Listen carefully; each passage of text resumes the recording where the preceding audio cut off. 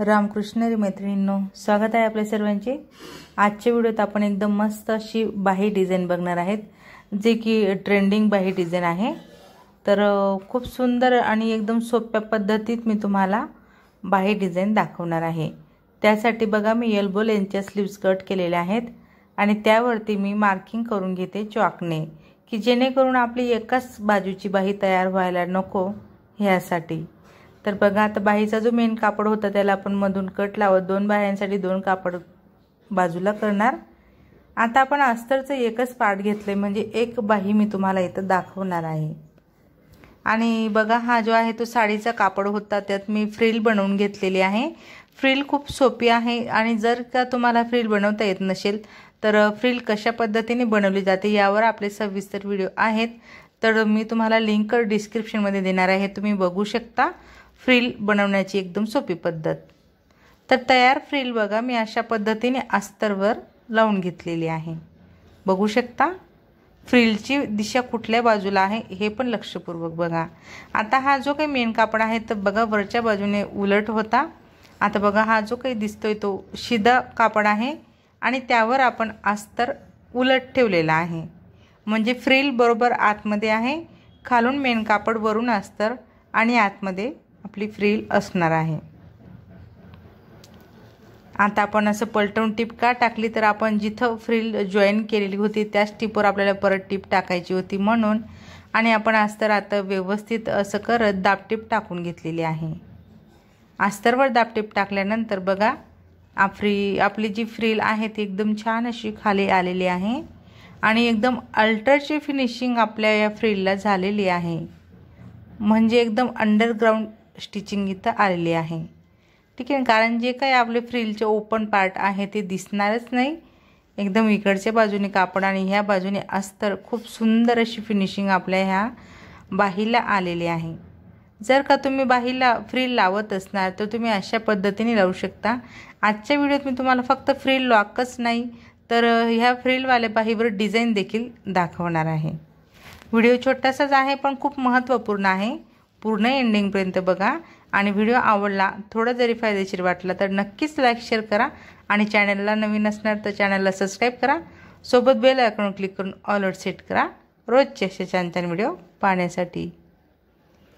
तर बघा, मी इथं छोटासा कॅनव्हेस घेतलेला आहे आणि कॅनव्हेस मी डबल फोल्ड करत त्याची अजून एक घडी घातलेली आहे आणि 2.5 इंचावर मार्किंग करत आपण 2.5च्या निम्मेवर एक पॉईंट दिला। तिथून आपण बरोबर 1 ते 1.25 इंच असं मोजून घेतलेलं आहे आणि अशा पद्धतीने आपण आता इथं डायमंड शेप तयार करतोय।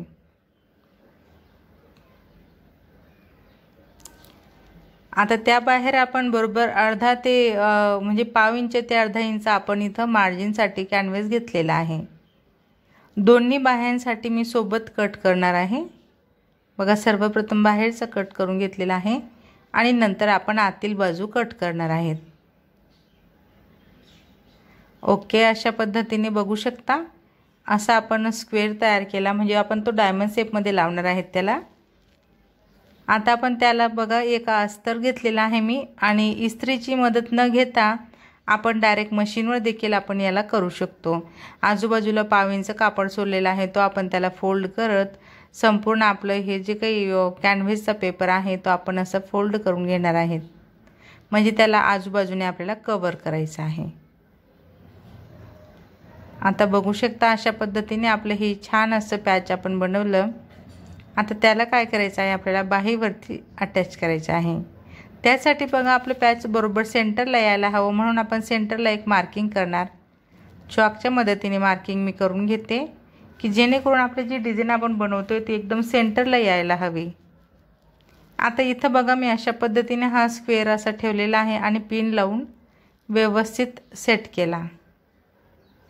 जसा ठेवून घेतला तसेच आपल्याला तिथं टिप टाकायची आहे।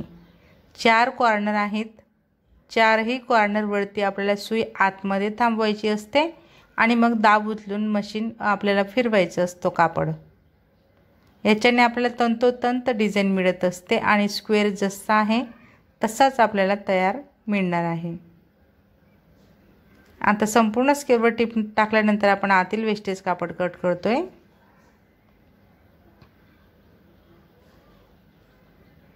वेस्टेज कापड कट झाल्यानंतर आपल्याला चारही कॉर्नरला कट लावायचा आहे। शिलाई कट नको व्हायला याची काळजी घ्यायची। कट लावल्यानंतर हाताने प्रेस करायचं आणि संपूर्णपणे आपल्याला कॅनव्हास आतमध्ये टाकायचं आहे। बघू शकता एकदम मस्त अशी फिनिशिंग आपल्याला इथे मिळालेली आहे, एकदम छान अशी।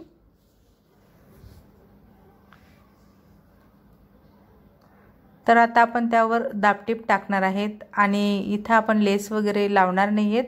तर दाबटीप टाकत आपण अजून त्याच्या शेजारी पाव इंचावरून एक टीप टाकून घेणार आहेत।